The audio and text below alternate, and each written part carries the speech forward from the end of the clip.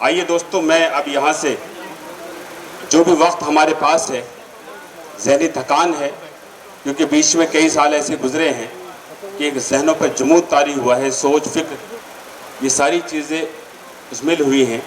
मैं बहुत ही मोहब्बत के साथ आपकी इस महफिल में एक ऐसे फ़नकार से गुजारिश कर रहा हूँ कि जो देर तक आपको याद रहेगा, और याद रहेगा कि शायद वो सोते वक्त पे आपको याद रहेगा और नींद में भी आपको याद रहेगा, जिसकी शनाख्त टेलीविज़न से लेकर साहित्यिक दुनिया तक बहुत बड़ी है पूरे हिंदुस्तान में।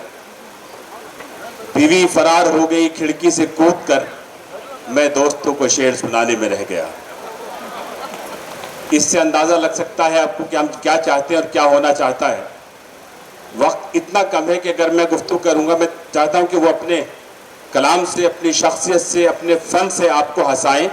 आइए बहुत एहतराम के साथ, बहुत मोहब्बत के साथ डॉक्टर मुकेश गौतम साहब से गुजारिश करता हूँ, ज़ोरदार तालियों से इस्तकबाल करें डॉक्टर मुकेश गौतम, आपकी समाअत हो।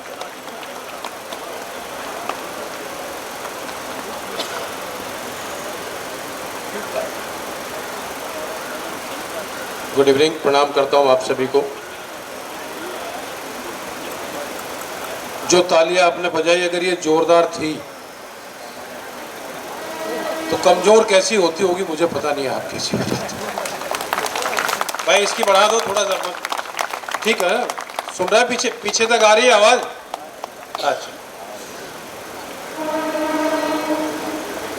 जिन लोगों को शान मिल्लत अवार्ड अभी भी मुझे लग रहा है थोड़ी कम है, शायद थोड़ी बढ़ा मिला है, उनको बहुत सारी बधाई।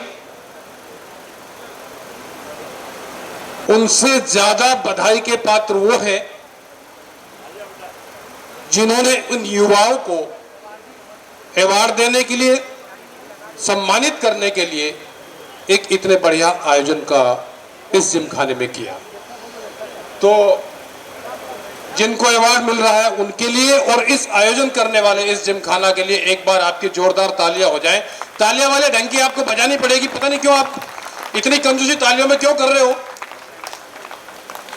तालियां वाली आपको इसलिए बजानी पड़ेगी, पिछले दिनों में एक प्रोग्राम में ऐसे ही परफॉर्म कर रहा था, सब लोग तालियां बजा रहे थे। तो डॉक्टर साहब सामने बैठी हुई एक चेयर पे एक भाई साहब बैठे तो बिल्कुल ताली नहीं बजा रहे थे। मैं उनके पास गया, मैंने कहा भाई साहब थोड़ी सी ताली बजाओ। वो बोले मैं ताली क्यों बजाऊं, मैं तो पैसे वाला आदमी हूं। क्या बात है। ताली बजाने के लिए 4 नौकर रखे। थोड़ी देर के बाद वहां डीजे स्टार्ट हो गया, सब लोग डांस करने लगे, वो अपनी जगह से नहीं उठे। क्या कहने। मैं फिर उनके पास गया, मैंने कहा भाई साहब आपने ताली नहीं बजाई, डांस करो। अरे बोले तेरे को बताया ना पैसे वाला आदमी हूं। वो देखो उधर डांस करने के लिए भी 4 नौकर रखे। महीने भर बाद उनकी शादी हुई। मैंने नहीं पूछा हनीमून पे जाओगे कि नहीं जाओगे, आदमी पैसे वाला था।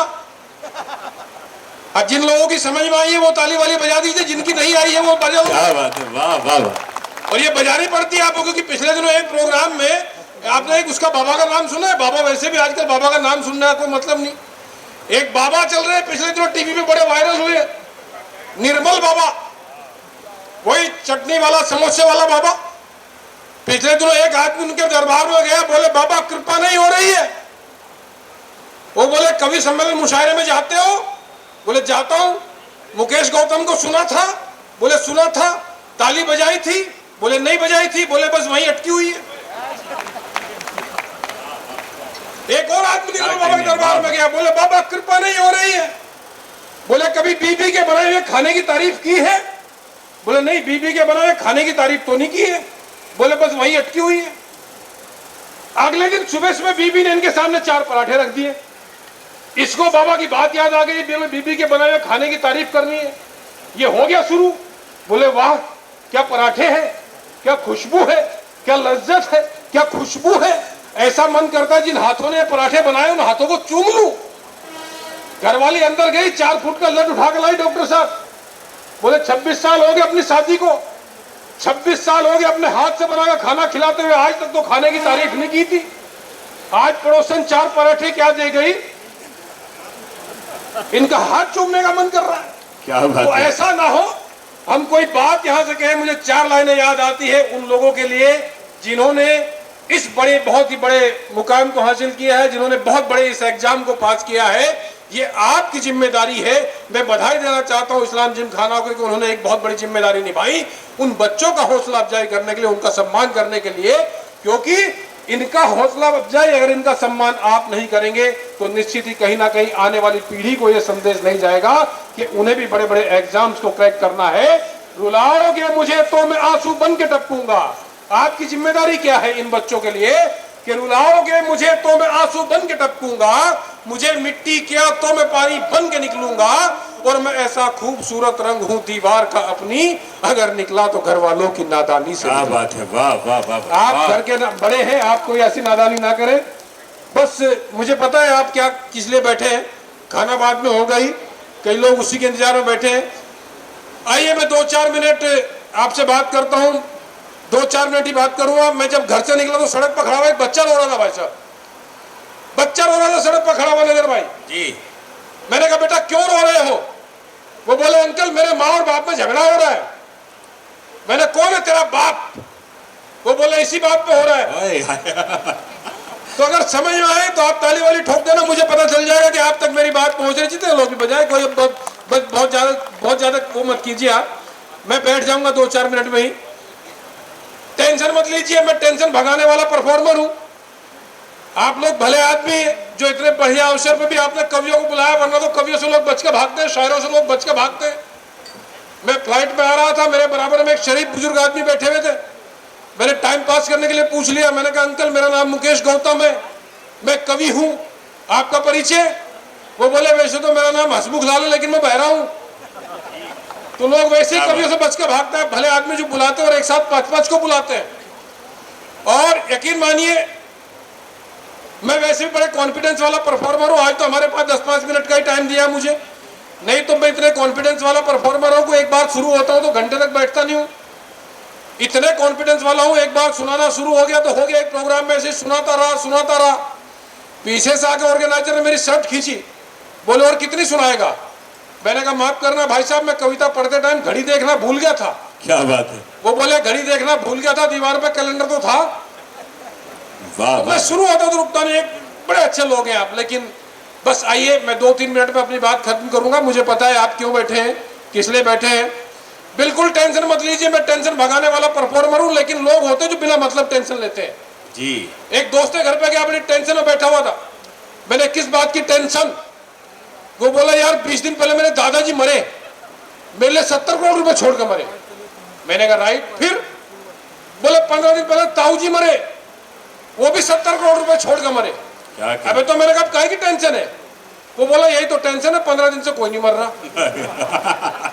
तो लोग बिना मतलब टेंशन लेते हैं। बिल्कुल टेंशन मुक्त होकर बैठे, क्योंकि बहुत बढ़िया बड़े बड़े शायरों को आपने बुलाया है। भाई अल्तमस है, डॉक्टर काशिम है, आज तो आपने मंच पर जज भी बैठा रखी है, जज साहिबा है, तो बढ़िया लोग हैं आप। लोग बिना मतलब टेंशन लेते हैं। एक और दोस्त घर पे गया, वो भी बड़ी टेंशन में बैठा हुआ था। मेरे किस बात की टेंशन?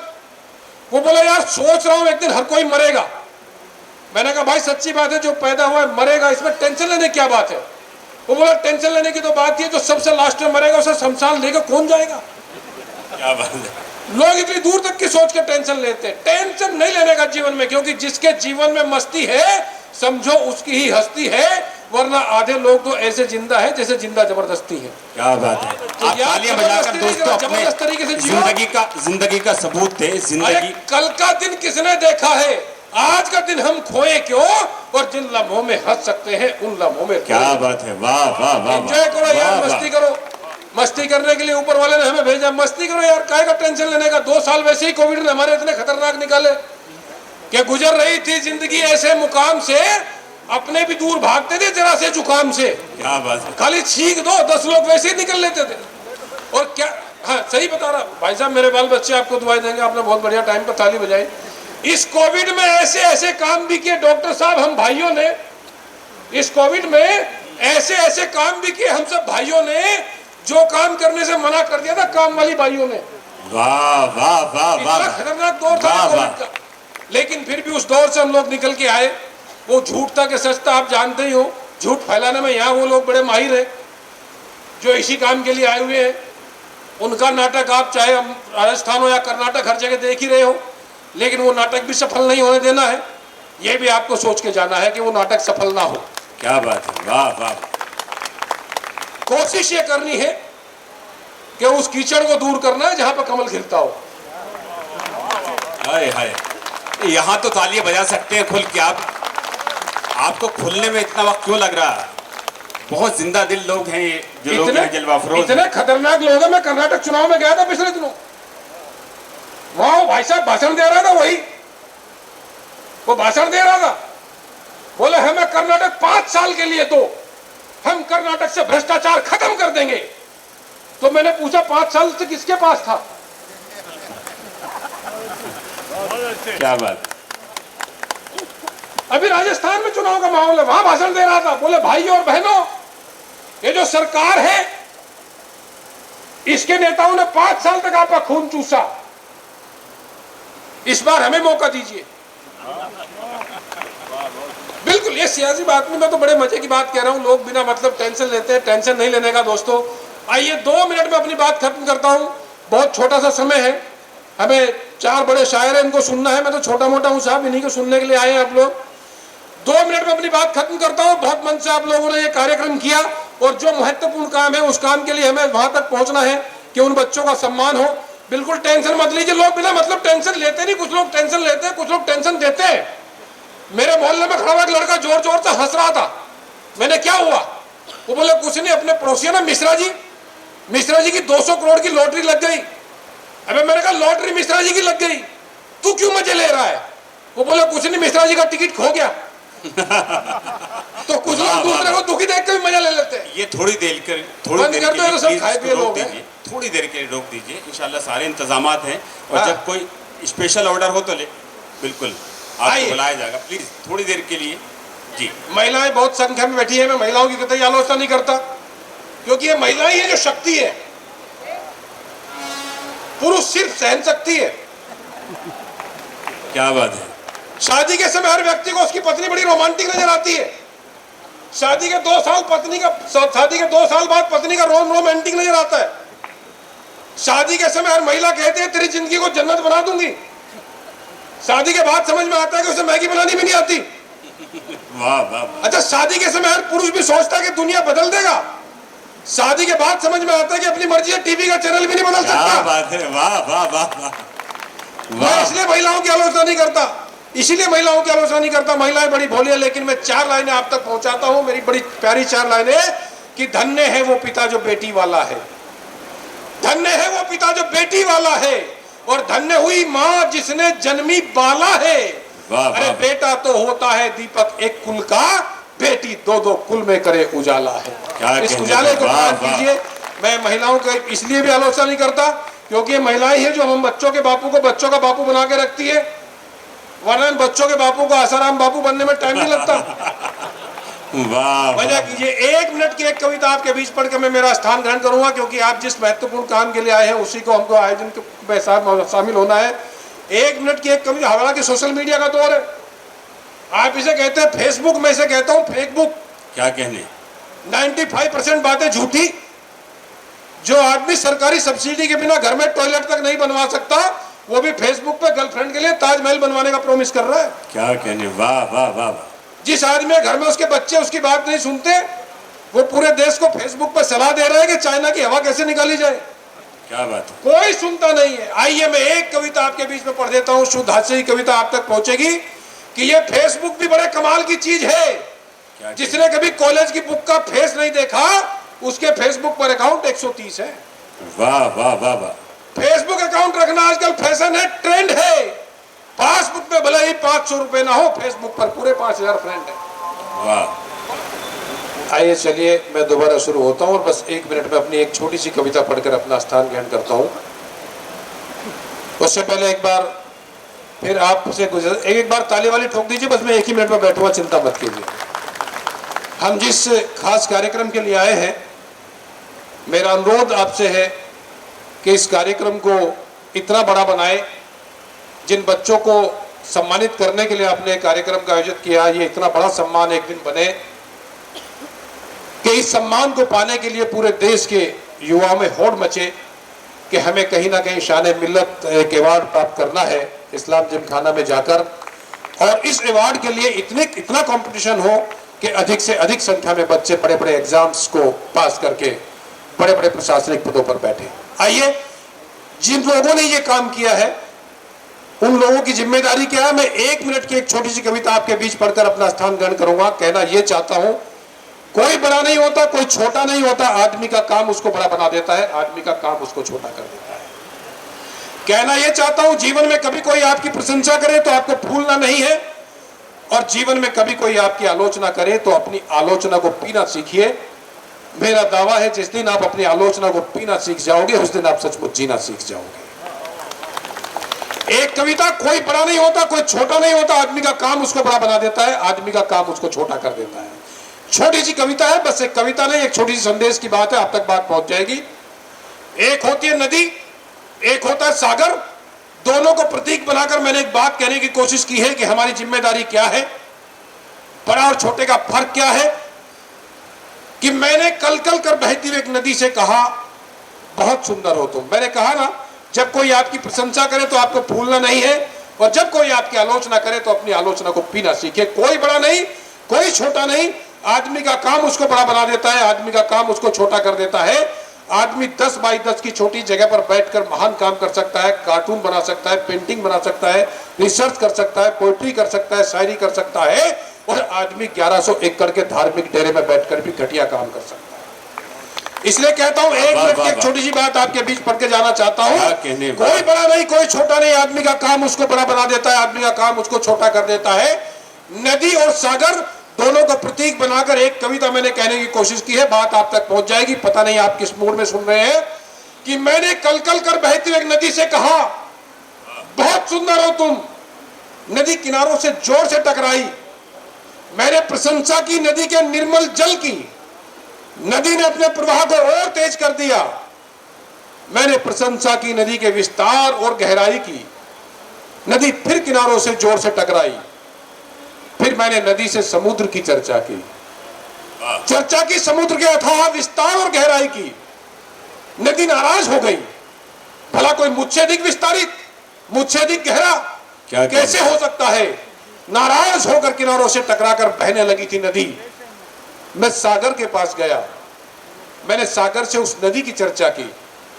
सागर खुश हुए, बोले जब वापस जाओ तो उस नदी को मेरा प्रणाम कहना, क्योंकि वो नदियां हैं इसलिए मैं।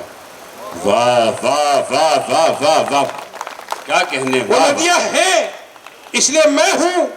वो छोटी है पर मीठी है, मैं विशाल गहरा हूं, खारा हूं, ठहरा हूं। कहने को ये कविता है, एक लघु कथा है, लेकिन मुझे लगता है ये जीवन का सच्चा पता है। बड़ा वो नहीं जो बड़ा होने का अभिमान करे, बल्कि बड़ा वो है जो सबको साथ लेकर चले और सबका सम्मान करे, जो सबको साथ लेकर चले और सबका सम्मान करे।